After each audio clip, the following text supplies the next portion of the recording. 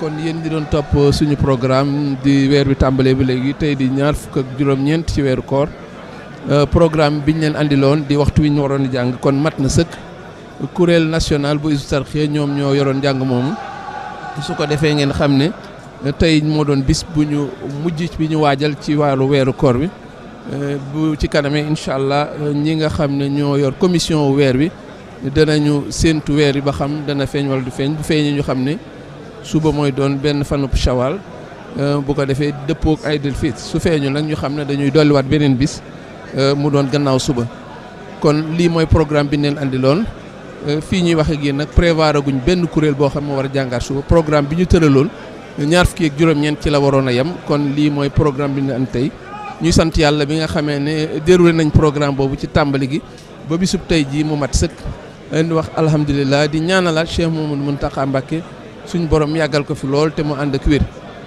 kon ni ngeen ko gisee kon salle bi gis nga nit ñi kenn ku nekk ngi taxaw mu mel ne li ñëpp yëgandoo mooy jeex gi sax mel na ni gënalul kenn ku mu doon sa sago day continuer waat ndax dund nañ fi jamono yoo xam ne waxtu yoo xam ni tawféex joo xam ni wax dëgg yàlla mënuñu ko amee feneen lii mooy programme kon bi ñu leen andiloon ci weer bi tàmbalee ba tey ñaar fukk ak juróom-ñeent ci atum junne ak ñeent téeméer ak ñeent fukk ak ñett ci gàddaay gi mu dëppoo kon le 1er mai 2022 vous qui nous suivez donc sur nos supports et sur Al Mouridiyyah en ce 29e jour du mois lunaire de Ramadan un dimanche qui coïncide avec le 1er mai 2022 vous venez donc de suivre la déclamation faite par le Kuréel national de Hizbut Tarqiyyah sous la direction de Serigne Abdoulaye Diop.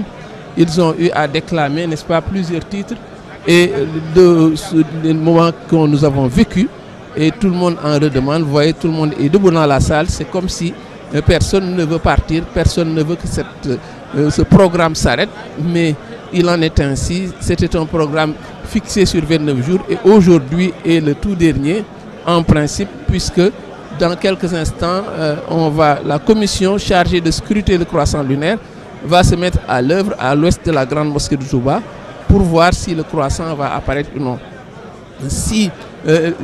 Pour voir si le croissant va apparaître ou non. Le cas échéant, ce sera donc le premier jour de Shawwal, demain, Inch'Allah. Mais si le croissant n'apparaît pas, évidemment, ce sera un autre jour de plus et après-demain sera la Korité. Voilà donc qui est bien fixé. Alors, en ce qui concerne les relations que nous faisions chaque jour, en ce 29e jour du mois lunaire de Ramadan, nous allons marquer une fracture majeure. Une fois n'est pas coutume, nous n'allons pas vous entretenir d'un texte poétique, mais d'un texte en prose, écrit toujours par le vénéré Cheikh Ahmadou Bamba, inclassable, nous l'avions dit, qui s'est manifesté dans plusieurs domaines. Aujourd'hui, c'est un texte liturgique, c'est un texte destiné à être lu lors de Salatul Idayn, lors de la prière des deux fêtes.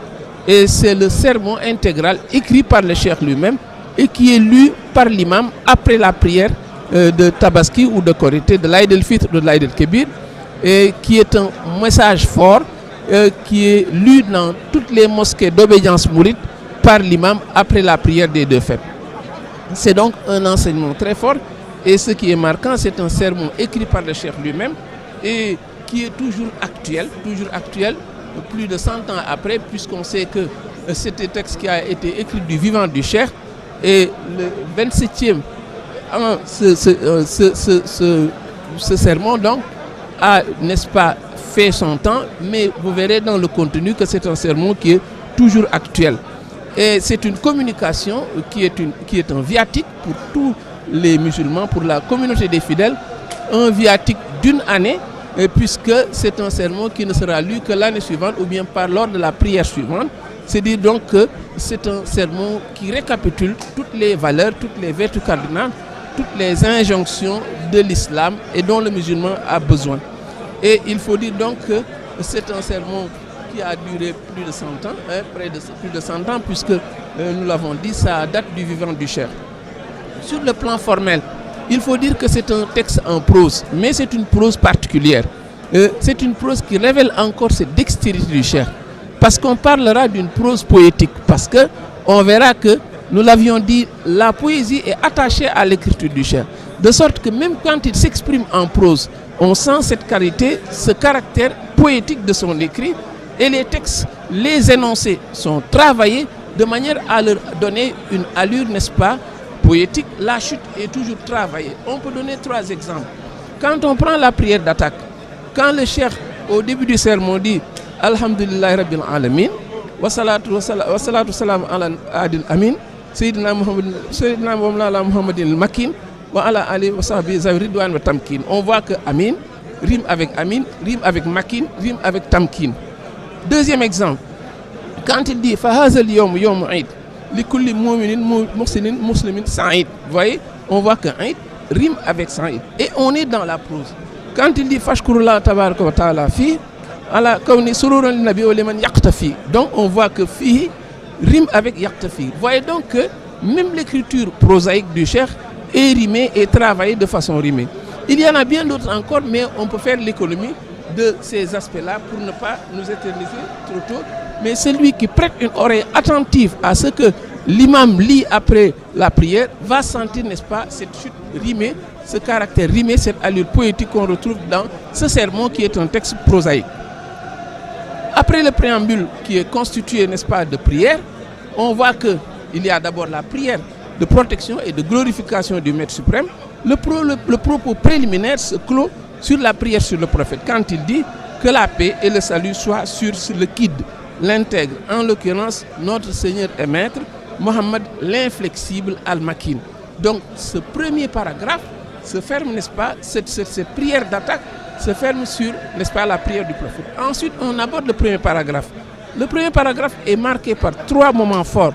Quand le cheikh dit « En ce jour, rendez grâce à Dieu, car cette célébration fait la joie du prophète et de ceux qui prennent exemple sur lui. » Déjà, raison suffisante, n'est-ce pas, pour se consacrer à considérer, n'est-ce pas, ce jour, à donner toute la considération qui sied à ce jour, puisque ce jour fait la joie du prophète. Il ajoute, je vous exhorte en la circonstance et après celle-ci.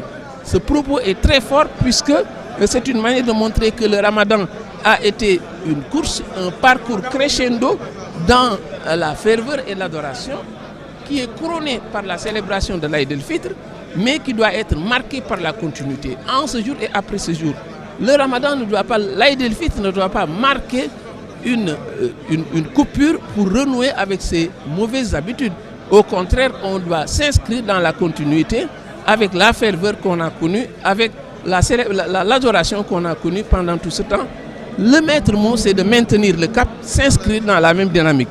Dans le deuxième paragraphe, le cheikh dit, comme dans une confirmation, pour récuser toute forme de revirement, il demande d'éviter ce qui est contraire à nos pratiques culturelles et traditions louables qui sont résumées dans le verset de la sourate, verset 59 de la sourate 7.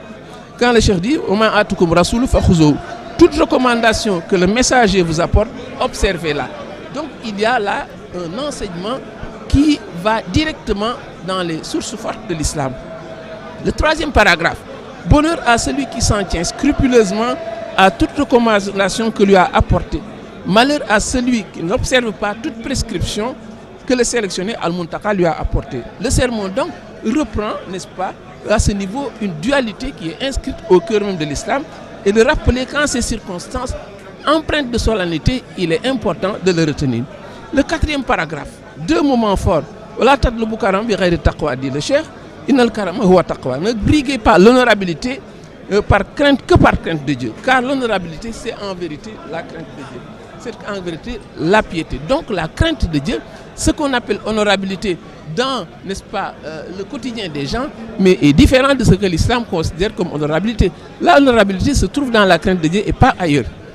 Il ajoute, voilà tatlubul izzata min ghayri azizil mu'iz bijayi abdihi nabihi rasulil az. Donc on sent également la chute en az, cette sonorité dont nous parlions, qui est également une écriture poétique qu'on retrouve dans l'expression. Il ajoute, ne recherchez point l'autorité si ce n'est auprès de celui dont la puissance est inaccessible. Cela veut dire que ceux qui se targuent d'être puissants, s'ils ne l'obtiennent pas auprès de Dieu, mais c'est un simulacre de puissance qui va s'estomper et qui va causer leur tort. Le sermon est aussi l'opportunité d'un enseignement sur les vertus canoniques très fortes de l'islam, comme quand il dit Man kana yu'minu billahi wal yawmil akhir falyaqul khayran aw liyasmut, dire des propos bienséants ou se taire. Il ajoute également le fait de se repentir. C'est également une vertu ressassée dans le propos. Et enfin, le côté festif, le cheikh ne l'oublie pas, quand il dit Fa'azal yom yom akrin wa shurbin, c'est une occasion de manger et de boire, de largesse, de réjouissance. Après force prière, donc, le sermon se clôt sur une allure très laudative pour le prophète. Quand le cheikh l'appelle Zil Khazawatil Mourdia, la vedette des guerres exterminatrices de capitulaires, ce qui ne pouvait pas manquer quand on sait que le cheikh, son ADN, c'est être laudatif envers le prophète. N'est-ce pas, il continue dans la même veine, il s'inscrit dans la même foulée et le passage se termine de fort belle manière avec cette très belle expression, le prophète qui est la vedette des guerres exterminatrices de capitulaires. Voilà donc pour cette relation sur le sermon qui sera lu le jour de la Korité. Soyez bien attentifs, quand l'imam lit, on verra que ce sont là ces propos qu'il va traverser. Et nous sommes donc heureux de pouvoir vous rendre encore cette relation en ce 29e jour. Et nous attendons donc que le croissant lunaire soit scruté. S'il apparaît, demain sera la Corée. Sinon, il faudra ajouter un autre jour, je l'ai dit. Merci de nous avoir suivis et à bientôt dans une autre relation. Et bon Ramadan à tous.